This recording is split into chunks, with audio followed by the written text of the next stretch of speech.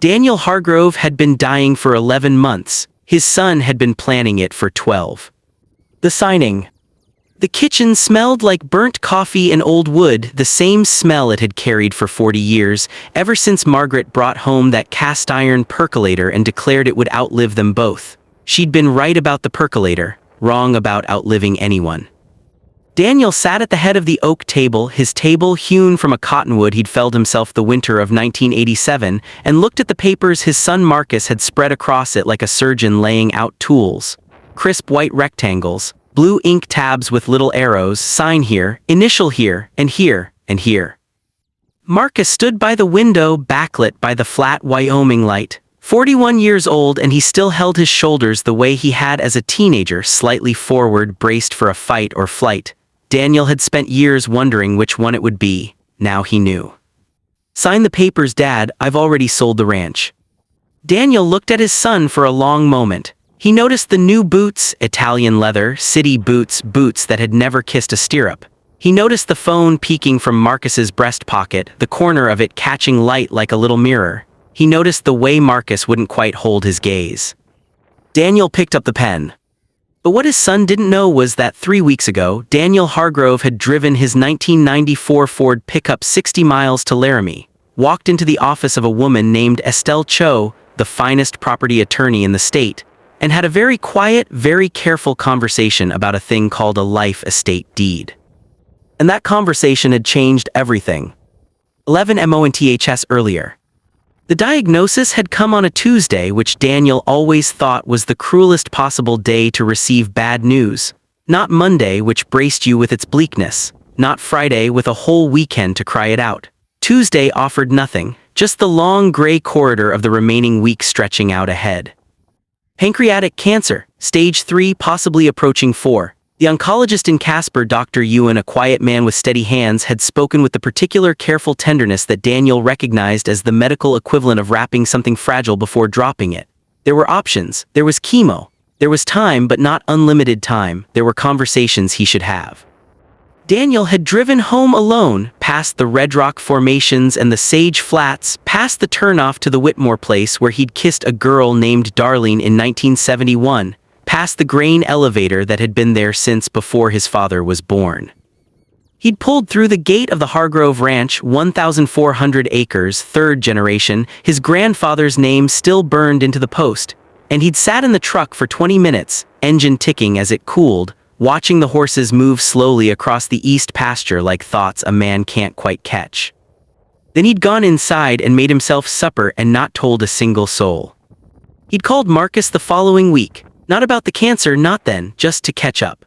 And Marcus had been warm, distracted, asked the right questions in the wrong rhythm, mentioned his investment firm twice, mentioned Scottsdale once, mentioned how the property market in Wyoming was absolutely wild right now. Dad, you have no idea what land is worth. Daniel had said in the way a man does when he is learning something important while appearing to learn nothing at all. The land. People who haven't worked land don't understand what it is. They see acreage, they see dollar signs per square foot, they see an asset class, a commodity, a portfolio diversifier. Daniel saw his father's hands.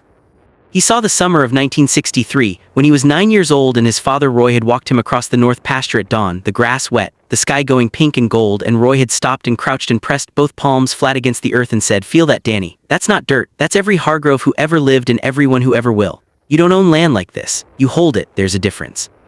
Daniel had been holding it for 37 years. When Margaret died, 8 years ago now, a stroke, quick and merciful, Daniel had thought about selling. The grief had made the place feel cavernous. Every room held her outline, every chair the ghost of her sitting in it, but he hadn't sold. He'd worked instead, worked until the grief got smaller, not gone but compressed, a stone in the chest he'd learned to breathe around. Marcus had come to the funeral, stayed 4 days, and driven back to Denver. That was the last time he'd spent more than 48 hours at the ranch. What ESTLECHO Estelle Cho had a small office above a dry cleaner on 5th Street in Laramie. She was 60-something, wore reading glasses on a beaded chain, and had a reputation for being the most dangerous kind of lawyer, the kind who listened twice as much as she spoke. Daniel had sat across from her and explained the situation with the precision of a man who had been thinking about almost nothing else for 3 weeks. "My son has found a buyer," he said. "A development company out of Phoenix. They want to put in a resort and equestrian center. The offer is," he named a figure. Estelle's eyebrows moved slightly. "Generous. Marcus has been managing the power of attorney I gave him 2 years ago when I thought I might need hip surgery. He believes that authorization covers the sale of real property." "Does he have legal counsel advising him on that?" Estelle asked. "I don't believe he's checked very carefully." Estelle wrote something on her notepad. "And what is it you want, Mr. Hargrove?" Daniel had thought about this for 3 weeks and the answer was the same every time. "I want to die on my land, and I want to decide who gets it when I'm gone." She had explained the life estate deed clearly and without sentimentality. Under Wyoming law, he could record a new deed that granted him, Daniel Roy Hargrove, a life estate in the property. This meant that regardless of any subsequent transaction, he retained the absolute legal right to live on and use the land for the remainder of his natural life. No buyer, no power of attorney, no court order short of eminent domain could remove him.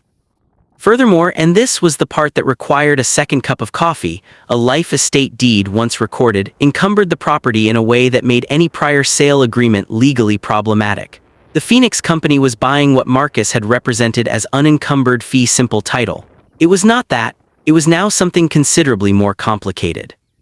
"The deed was recorded yesterday morning," Estelle said, sliding a copy across the desk, "effective the moment it hit the county register." Daniel had folded it carefully and placed it in the inside pocket of his canvas jacket, against his chest, next to his heart and driven home. The table. So now, Marcus at the window, city boots, Italian leather, braced for flight.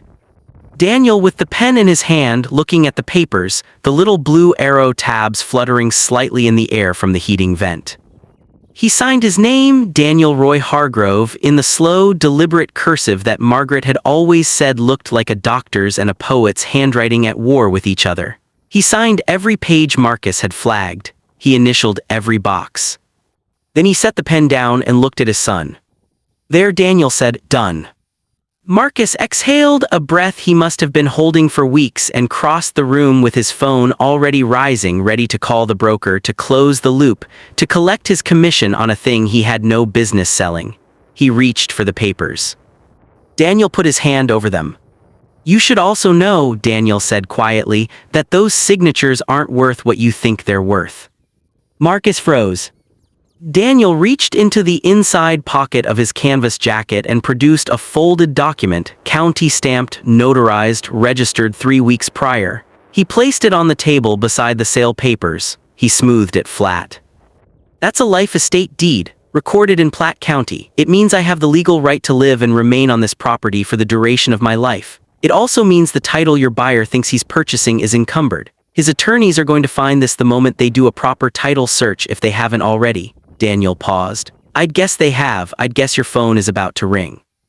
Marcus stared at the document. His face went through several configurations, confusion, calculation, anger, before settling on something younger and rower than any of them. Something that looked, Daniel thought, almost like the boy he'd once been. "You're sick," Marcus said. It wasn't a question.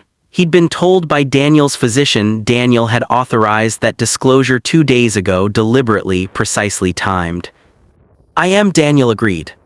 "How long have you known?" 11 months. Marcus sat down, heavily like a man whose strings had been cut. He sat in Margaret's old chair, her chair, still somehow hers, and he put his elbows on the table and his face in his hands. "I needed the money, Dad. I know. The firm, there were losses, there were things that," he stopped. "I needed it. I know that too." Daniel was quiet for a moment. Outside, a hawk was riding a thermal above the east pasture, that lazy tilting circle that meant it was hunting without urgency, confident in its own patience. "You should have asked me," Daniel said. "That's the thing, Marcus, you should have just asked. What love looks like in a hard country." Daniel Hargrove had not been a perfect father. He knew that with the clarity that illness tends to bring, burning away pretense like brush fire clears deadfall, he'd worked too much and been present too little. He'd spoken the language of this land, hard work, quiet loyalty showing up, and never fully learned that his son spoke a different one that needed words, explicit, spoken, unambiguous words. I love you, I'm proud of you, you don't have to earn your place here.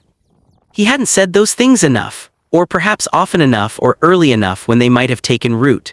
And Marcus had grown up translating silence into rejection, absence into abandonment, and had moved toward money the way some men move toward warmth, not out of greed, Daniel now understood, but out of a deep, early cold.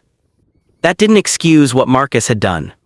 But it did explain it, which was not the same thing but was not nothing either. Here's what I want to do, Daniel said.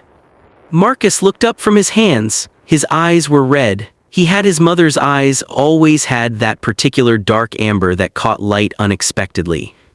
I want to set up a proper trust. The land goes into it. When I die, the ranch passes to you, all of it in trust, with a management board that includes you and 2 others, a lawyer and a land conservationist.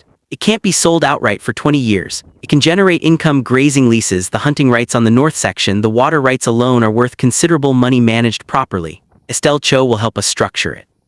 Marcus was quiet. I'm also going to give you money for whatever hole you're in, Daniel continued.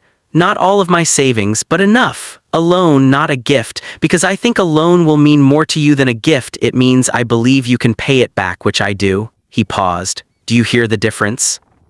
Yes, Marcus said, barely audible. The condition is that you come back, not forever, not to work the land, I'm not asking that, but you come back for whatever time I have left and you learn this place. You walk it with me, you let me show you what your grandfather showed me. Daniel's voice didn't break. He'd made peace with sentimentality. Because when I'm gone, you'll be the one deciding its future, and I want you to decide from knowing, not from not knowing. The hawk outside banked and dove. It had found something in the long grass, a flash of silver brown, a small life momentarily exposed. Marcus looked at the life estate deed. He looked at the sale papers. He looked at his father, who was dying at this table in this kitchen that smelled like burned coffee and old wood, who had driven 60 miles in secret to a lawyer in Laramie, not to punish his son, but to protect a piece of the earth long enough for his son to understand why it mattered. Okay, Marcus said. Just that, one word, but the shoulders came down slightly for the first time in years, and Daniel recognized it as the longest journey his son had made in a long time. 14 months later. The deed transferred on a cold March morning, the sky the particular clean blue that only happens in Wyoming in early spring when the air is still but the light has changed. The cottonwoods hadn't leafed yet, the horses were in from the west pasture. Marcus Hargrove stood at the gate, his grandfather's name still burned into the post, and signed his name in cursive that looked nothing like his father's and exactly like his own. He'd been there for the last 11 months. He'd learned the water rights. He'd walked the north section in September when the grass was gold, and he'd felt something he didn't have a word for yet, something between grief and gratitude, something that lived below language in the body. His phone buzzed. He silenced it without looking. There was a hawk above the east pasture, riding a thermal in that slow tilting circle, hunting without urgency. He watched it for a long time.